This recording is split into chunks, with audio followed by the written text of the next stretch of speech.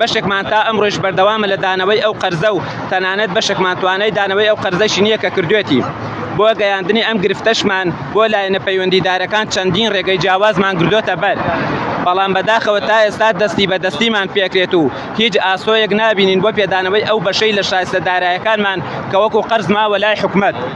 ئەمە لە کاتێکدا لە ئێستادا باری دارایی حکومەت بەراورد بە ساڵانی پێشوو زۆر باشتر بووە و تەنانەت نرخی نەوت کە سەرچاوەی سەرەکی داهاتی وڵاتە گەیشتۆتەوە بەو نرخەی بەر لە خەیرانی دارایی هەروەها بەشێک لە پرۆژە جۆرا و جۆرەکانیش بودجیان بۆ تەرخان کرا و خراونەتەوە گەڕ بەپێی ئەو گرێبەستە یاساییەی کە لەگەڵ وەزارەتی خوێندنی باڵا هەمانە بۆ خەرجکردنی شایستەدارایەکانمان دەبوو ئێستا ئەم وەزارەتە داکۆکی کار و پارێزەری بەدەستێنانەوەی مافەدارایەکانمان بێت ئەو قەرزەی کە لای ماوە بۆمان بگێڕێتەوە نەوەکوی ئێستا خۆی بێدەنگ کردووە و بە هیچ شێوەیەک خۆی ناکەتە خاوەنی کێشەکەمان و زیاتر لە 5 ساڵە دەستی بەدەستیمان پێدەکات و بە بەڵێنی بێکردار دەستخەڕۆی کردوین و لایەنی کەم ڕێزە و واژۆیش ناگرێ کە لە گرێبەستی ئێمە ئەواندا هەیە ئەمە جگە لەوەی ئەنجومەنی وەزیران بە ژمارە 1161 لە ڕێکەوتی 3/6/2017 بڕیاری خەرجکردنی بڕی 30 میلیۆن دۆلاریدا بۆ مافەدارایەکانی تواناسازی وەزارەتی دارایی لە کابینەی پێشوو بە نووسراوی ژمارە 6724 لە ڕێکەوتی 4/7/2018 بە پشتبەستن بە نووسراوەکەی ئەنجومەنی وەزیران داوای خەرجکردنی ئەو بڕەپارەیە دەکات کە بۆ فێرخوازانی تواناسازی خەرج کراوە کە زۆر بەداخەوە لەو بڕەپارەی کە بۆمان تەرخان کرابوو تەنها 20 میلیۆن دۆلاری خەرج کرا کە لە 150 قەرزەکانی ئێمەی پێدرایەوە کەواتە بە خەرجکردنی تەنها 10 میلیۆن دۆلاری تر کە پێشتر ڕەزامەندی حکومەت و وەزارەتی دارایی بۆ دەرکراوە تەواوی قەرزەکانی ئێمە پاکتاوە بێت و تەواوە بێت بە پێچەوانەوە ئەگەر گوێ لە داواکاریەکانمان نەگیرێت مافە یاسایی و دارایەکانمان بۆ نەگێڕێتەوە ئەوە بەردەوامە بین لە گرتنەبەری هەموو ڕێگە و شێوازە مەدەنیەکان لە ژێری هیچ پاسا و بیانوێکدا ئامادە نین دەستبەرداری مافەدارایەکانمان بین کە یاساییان شەرعیەن مافی خۆمانە. ئەوەی گوێتان لێ بوو ئەمە داخوازی و داواکاری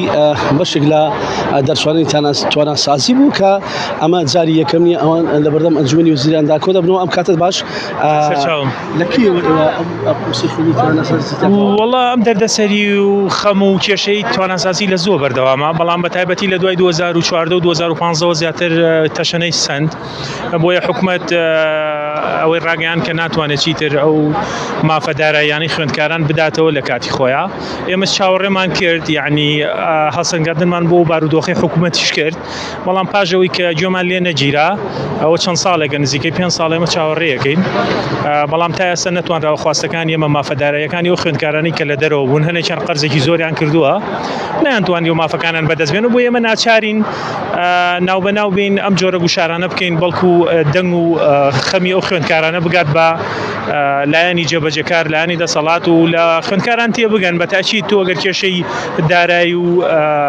گرفتی دارایی هەبوو ڕەنگە نەتوانی ئەو ئەرکەی لەسەرشانتە بە تەواوەتی جێبەجێ بکەی ئەخوازین لە ڕێگەی ئەم کەناڵەن و ئەم جۆرە چالاکیانە و پەیامەمان کە هەیە بگاتە شوێنی مەبەست سپاس بۆ ئێوەش سپاس دەگەرەمەوە چوە لای ژمارەیەکی دیکە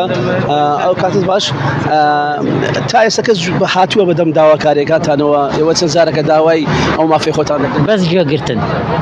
بەس گوێگرتن بەڵێ گوێگرتنەوەڵەن بەسەر چاو بیانویان قسەیان چیە؟ ئەمان نییە قەیران بەڵ بۆ هەموو داوایەکەینەوە مافەدارایی خۆمان کە هەمانە کە بە عەقد ڕۆشتوین عەقدیان لەگەڵا کردوین کیان ئێوە بچن بخوێنن ئێمەش پارەتانێن ئێمە خوێندنەکەمان تەواو کردو ئەوان پارەکەمان نایێنێ